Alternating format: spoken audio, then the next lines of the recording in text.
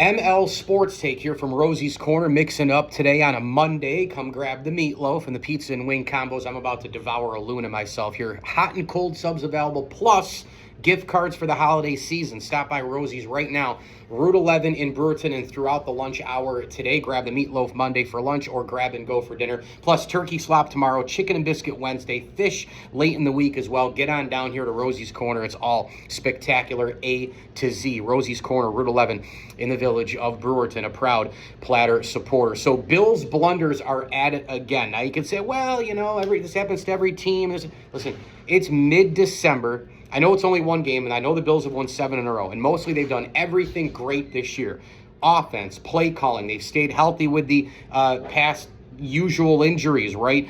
Bernard and Johnson healthy, Benford, a lot of the guys, you know, they've been missing and such. I know Keon Coleman and Dalton Kincaid still have to get back, but you get the point. The overall picture, the injuries, they handled the bye week, handling the injuries has been great. Offense and defense, they've bludgeoned teams. They won the AFC East for the 5th time in a row. Josh Allen's playing at a superhuman level. Mostly everything has gone great, but mid-December, you're getting ready for the playoffs, and the problem with this game for me was the Sean McDermott factor, and it is mid-December. I keep trying to tell people, while it's amazing being a Bills fan again with Allen in the prime time and winning on the road and home and division titles, and they're a phenomenon. They're a national brand all over again like the 90s, and they're exciting to watch, and they win, and they've been an elite team in the NFL, really the last 4 or 5 years. And yes, you can be elite and not be a Super Bowl champion. You can be elite and not be Tiger Woods, not be Michael Jordan, not be Wayne Gretzky, right? You can be Charles Barkley, not be Michael Jordan. You can be Jaromir Jagr, you're not Wayne Gretzky. That's just how it goes. There's only a slim few there, right? You can be a Patrick Mahomes, an elite quarterback, and win the championships, but then you have a Dan Marino who's elite who doesn't have the rings. It's just how it goes. But the few at the top, yeah, a lot of teams haven't beaten Kansas City, so I do understand how that goes. I do see both sides, but it's frustrating because the Bills have been knocking on the door, and they play Kansas City the best. But because we're in mid-January, and because I almost dread watching the Buffalo Bills in January because I have this idea of what's going to happen over and over again, double-digit leads blown, methodical mismanagement and game planning and horrible game management, and then a wide-right field goal at home, 13 seconds, right? Like, this stuff has been happening over and over again. What happened yesterday? The Bills' blunders came to the forefront yet again. Here's a couple that bothered me the most. Now, yes, Sean McDermott on 4th and 2 at one point, probably should have gone for it at the 40 there in the second half. That was one. Certainly at the end of the game where the Bills trying to I don't know, I guess they didn't try to block the punt, but it was one of the last few, you know, reaching efforts for the Bills to try to come back in this game. The Bills had 9 players on a punt. How are you even going to try to block a punt as one of your last-ditch efforts when you don't even have the amount of guys on the field to do so, right? You have 9 guys, not 11. I mean, it is comical what's going on. And Smiley, the special teams coordinator, probably should have been canned last year as it is. But what a disaster that was. So those couple blunders bother me, but not as much as these two.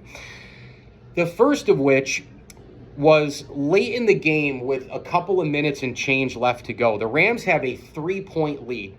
The Bills' defense, the Rams' defense, both defenses were horrible all game long. I get it. Nobody could stop anybody. But the Bills have a 3rd and 7 play here, and the Rams get a holding penalty.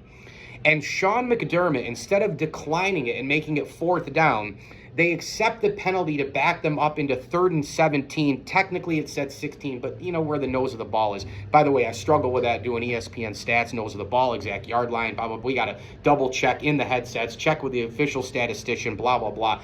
You know, but it really, on the screen, it said 4th and 17. The actual stats said 3rd and 17. The actual stats said 3rd and 16. Here's my point. Why are you worried about the Rams being in field goal position? Who gives a rip if the Rams are in field goal position? If you decline the penalty, it becomes 4th and 7. At that moment, at 4th and 7, the Rams can go for it, and then if they make it, well, they made everything in the game. The Bills' defense was pathetic. If you stop them and you're the Bills, you can take the ball down the field, tie it with a field goal, take the lead with a touchdown. it's maddening to me that you would be worried about a field goal range situation there. By the way, the Rams, backtrack a little bit. If the Rams kick the field goal on if they don't get the first down, if they kick the field goal, they're up 6. The Bills still get the ball and can score a touchdown. So you go back through this thing. If you kick the field goal and you're the Rams at 4th and 7, you're up 6. The Bills can go get the lead with a touchdown. If you don't get the field goal, the Bills can take it down, take the lead with a touchdown, tie it with a field goal, right? But to use the reasoning of, well, they're in field goal range, it's insane to me. It's absolutely positively insane to think about. Fast forward down the line. The Bills have the ball down at the goal line, ready to punch the ball in. By the way, the Rams missed the point after they got the third down. I didn't even bring that up. So the Bills, I got to go back because the Bills, they accept the penalty. It's 3rd and 17. You think the Rams at that point with Stafford and company are scared of 3rd and 17? My God, they've been getting 8, 10, 12, 15-yard plays the entire game against a soft zone that the Bills aren't changing. The Bills aren't, changing the soft, or expanded zone. They're just letting Nakua and Kupp run all over the place, get yards after the catch and everything. At 3rd and 17, no problem. They throw the ball. They get a 3rd and 5. A 4th and 5, after that. So they get a huge chunk play for 12 yards, shocking. Then they get the 4th down and shorter yardage. If they had declined the penalty, it would have been 4th and a longer yardage at 4th and 7. Rams kick it or they go for it.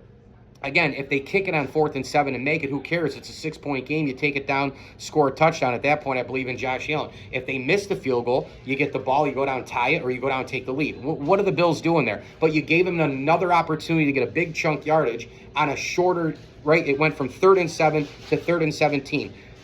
Instead, the Rams go from 3rd and 17 to 4th and 5 as opposed to 4th and 7. So instead of 4th and 7, regardless of going for it in a field goal, you go from 4th and 7 to 3rd and 17, which becomes 4th and 5, which is shorter than the original 4th down, and then they get the first down anyway, and then they get the touchdown. Then the Bills go down, and they score again. And here's the thing. You have all 3 timeouts with 1:06 left on the clock. What are you doing running Josh Allen there with your best 1-yard play? I understand it's your best 1-yard play, but you can't just go to the well every single time. Well, that's our best, so we use it in every situation. Well, not every situation dictates that you're still going to be down. You already blew the Rams drive previously, and you have 3 timeouts in which if you score quickly, your 3 defensive timeout. Again, I know you can't stop him as it is, but that's the last gasp.